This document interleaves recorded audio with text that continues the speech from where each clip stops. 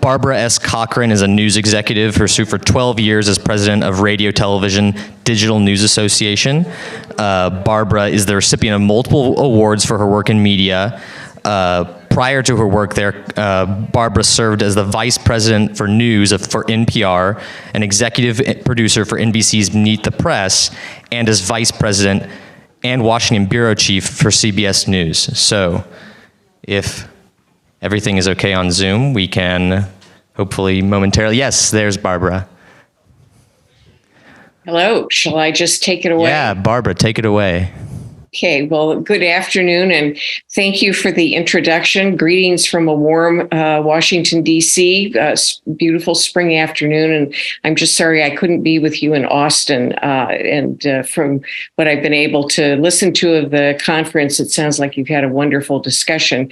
And we're closing in on the end. So my presentation will be relatively brief, but I also hope to take some questions at the end. I'm going to talk this afternoon about the threats facing journalists today and the effort I'm involved in to build a monument in the heart of Washington, D.C. to salute freedom of the press by honoring journalists who sacrificed their lives while bringing news to the public. The title of my talk is Reporting Under Fire, as you just heard, recognizing the work of journalists in the war for truth. And that's a subject that couldn't be more timely.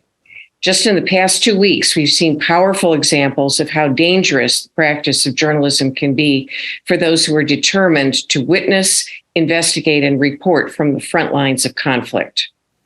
Exactly 2 weeks ago, on March 29, Wall Street Journal reporter Evan Gershkovich was detained by the Russian government and accused of espionage while on a reporting trip to the city of Yekaterinburg, about 800 miles from Moscow.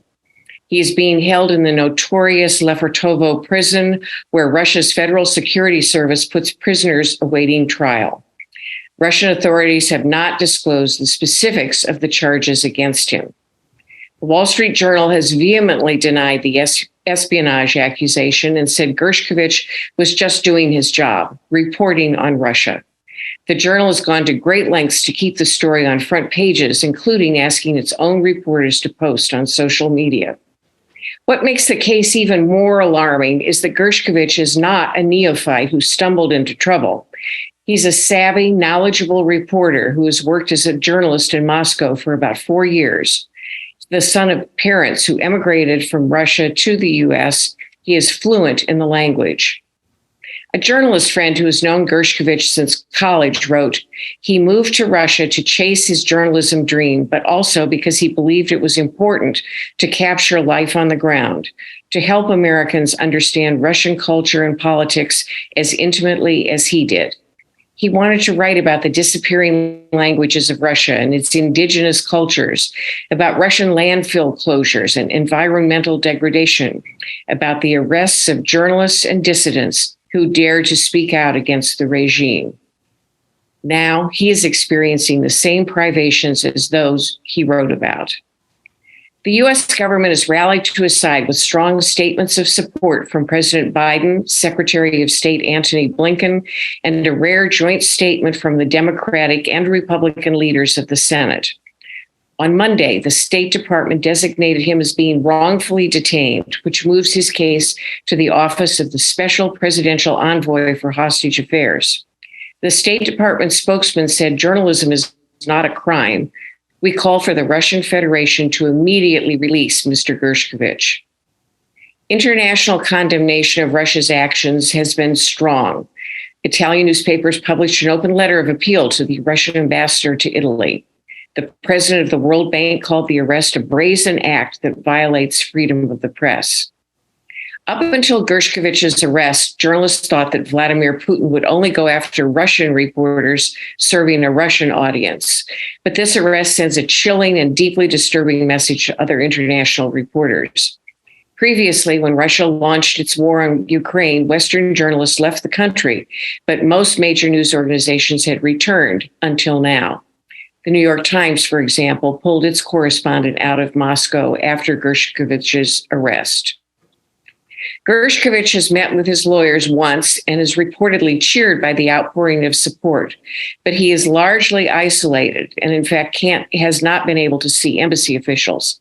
And judging by the Brittany Griner case, his detention could last for some time.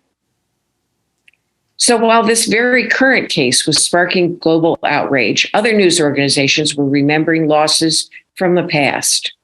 Last month marked the 20th anniversary of the beginning of the U.S. war in Iraq. The invasion began on March 20th and concluded in May of that year. During that time, 15 journalists were killed. Proportionally, losses among the journalism corps in those first 3 months were 10 times greater than losses among the military. One of those who died was David Bloom, a correspondent for NBC News. David was an embedded correspondent traveling with the U.S. Army's 3rd Infantry Division as it moved deep into Iraq. Advances in technology allowed NBC to outfit a Ford flatbed truck with a satellite uplink that enabled David to report live around the clock as the troops moved toward Baghdad. His vehicle was nicknamed the Bloommobile, and his reporting was ubiquitous. He became a symbol of the live action frontline reporting that correspondents covering that war were delivering. David sometimes commented both on and off the air about the cramped conditions and physical duress of remaining on the truck in order to broadcast continuously from the scene of the action.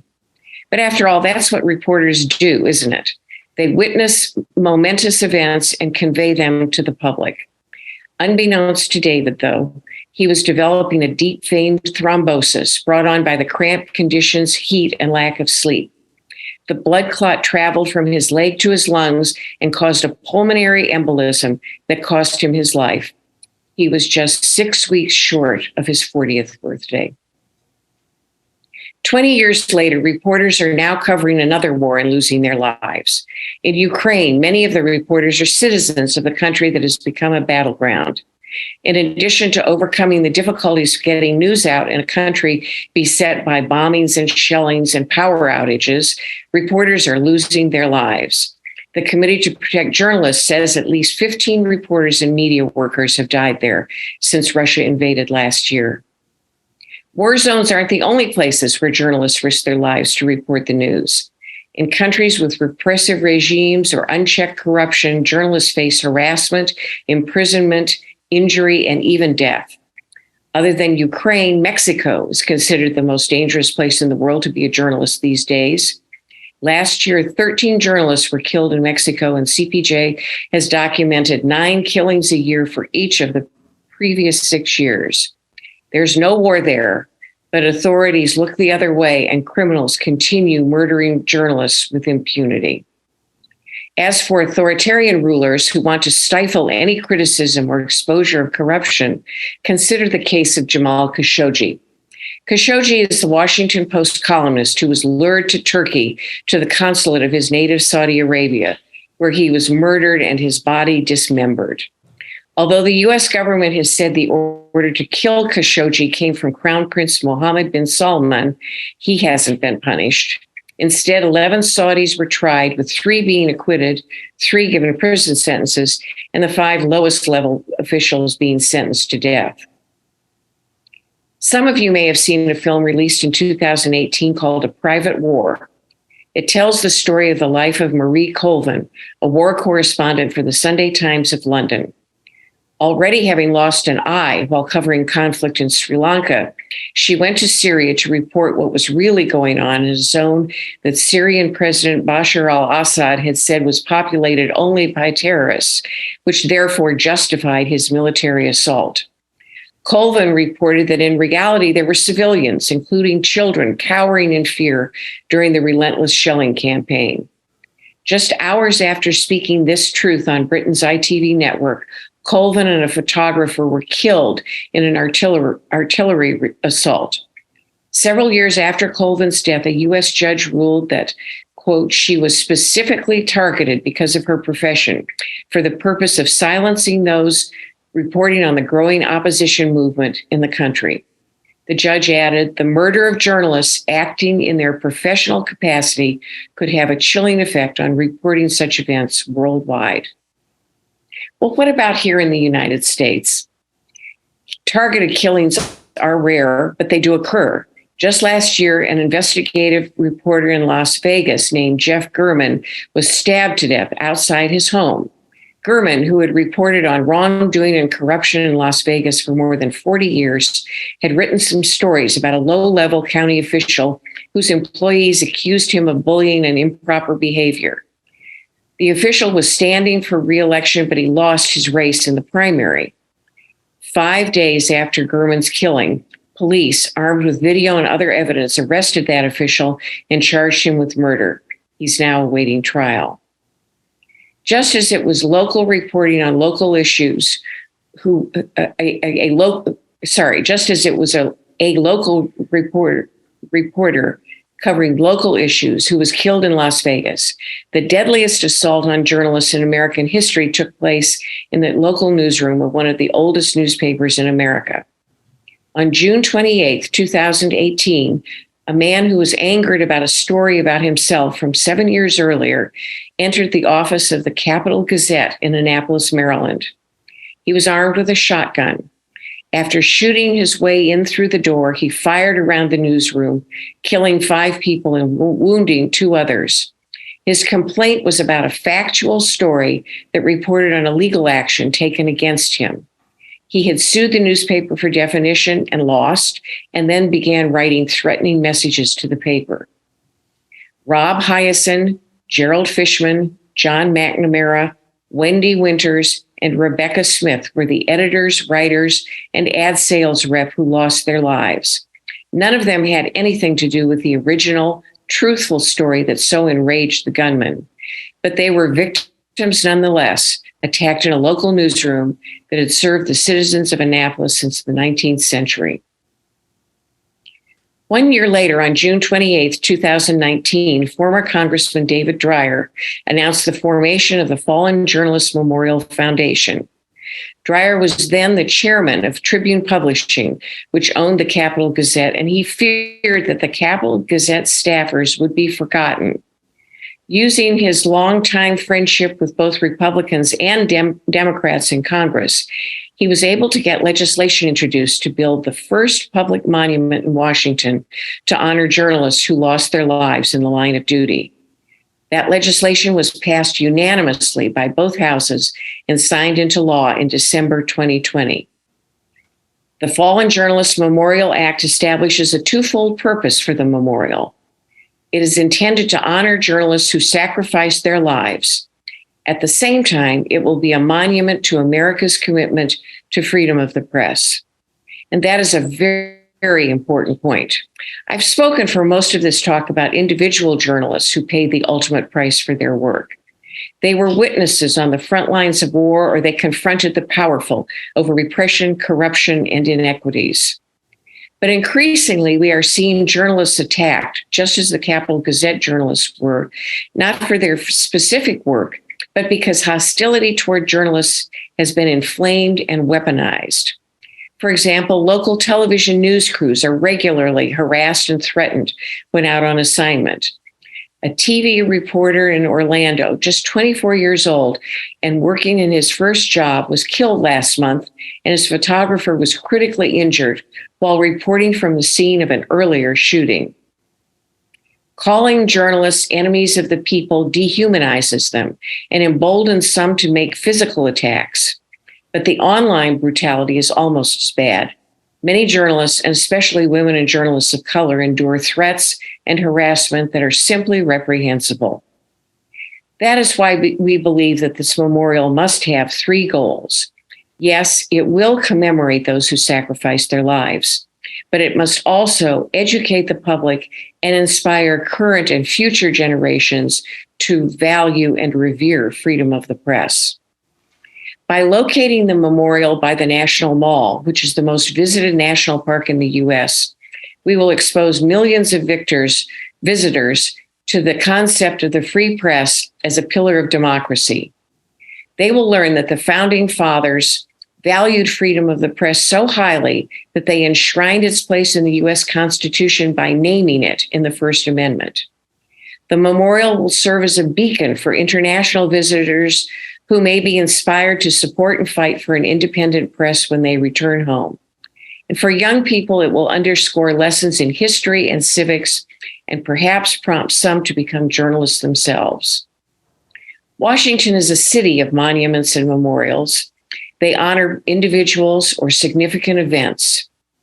But surprisingly, there are no memorials in our nation's capital to fallen journalists or monuments to the First Amendment, the right to free speech and to a free press.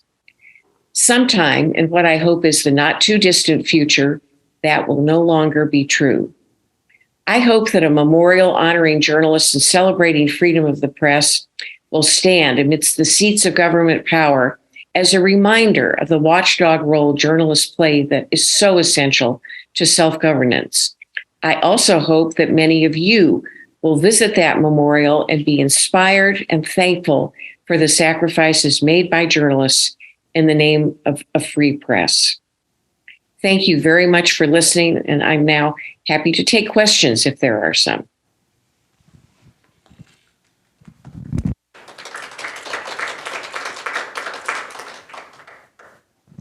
Barbara, thank you so much. If anybody has any questions, feel free to raise your hand. I personally just want to mention thank you very much for this incredibly timely talk. Your discussion about the memorials actually brought to mind, because I used to be in DC when the museum was open. I kind of wanted to get your thoughts on that museum, that kind of like a comprehensive approach to journalism and media, and if maybe like opening up something like that again would be like a step in the right direction.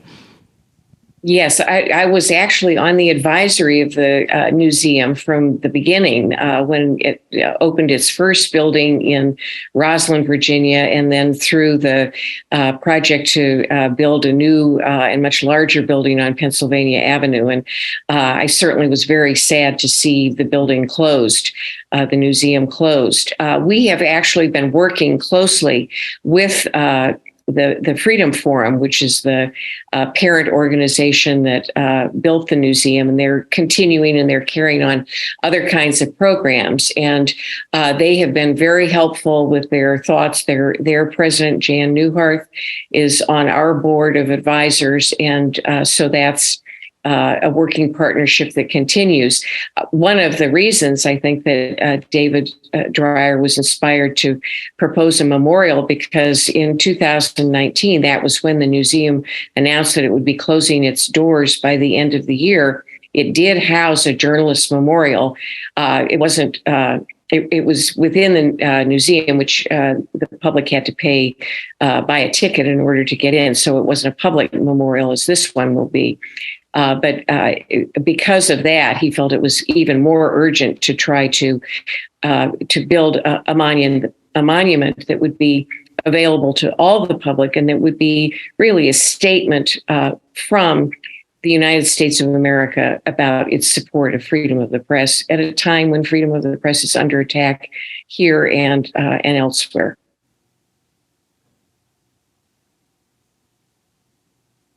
Thank you so much, Barbara, for that kind of timely reminder of the state of this entire issue. I was wondering if you could say a little bit more about just the basics of the process for how, in theory, someone would go about getting on this memorial. I can imagine that's a process that could be accompanied with some fraught tensions and debates about whether some figure was an activist and not a journalist, et cetera. And so, I mean, how would this work? Would there be some sort of a board that would, vote on candidacies or something like that? Right. I was on when I was on the advisory board for the museum. For a while, I served on the committee that made exactly those determinations about whose name would be engraved on the glass panels that made up their journalist memorial. This memorial will have no names. That is partly for the very reason that you just mentioned, but also because, sadly, we know that new names would need to be inscribed every year.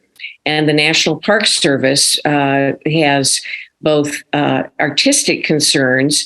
They have historic concerns because the law says that no monument can be built regarding an event or memorializing a class of people until the last person in that group has been dead for 25 years. So that's one of the reasons that this memorial is both to freedom of the press as well as individual journalists.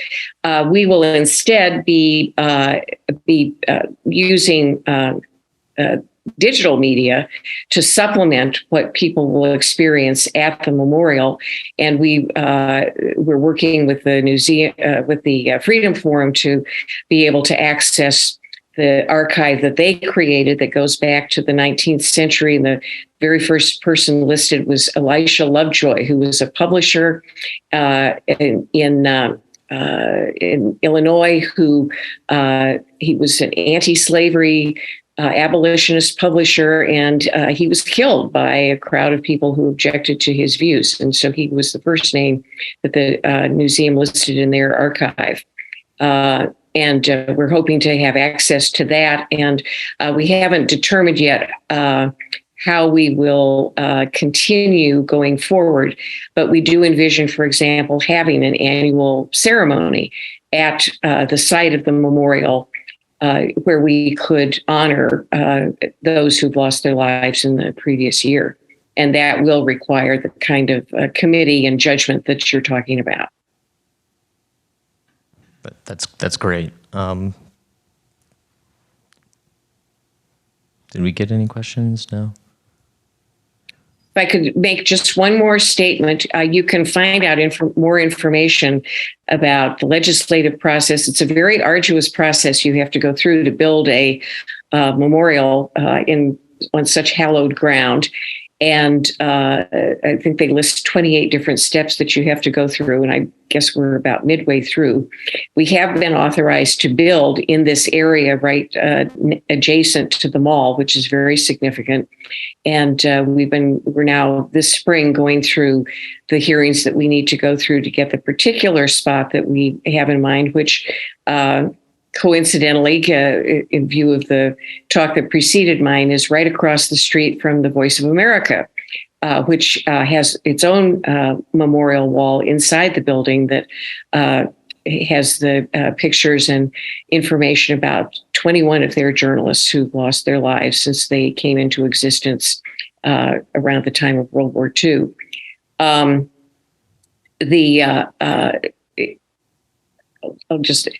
The one other thing I wanted to say, you can visit the website and get that information. But I also want to add that this memorial will be funded entirely from private funds.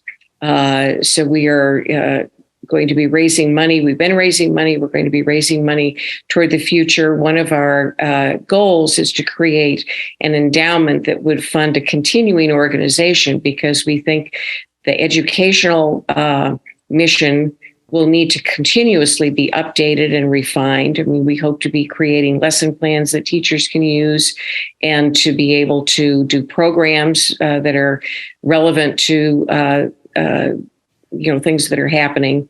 And since this will be a memorial in perpetuity, and we're dealing with a profession that's constantly changing and evolving, we'll have to be able to keep up with that as well.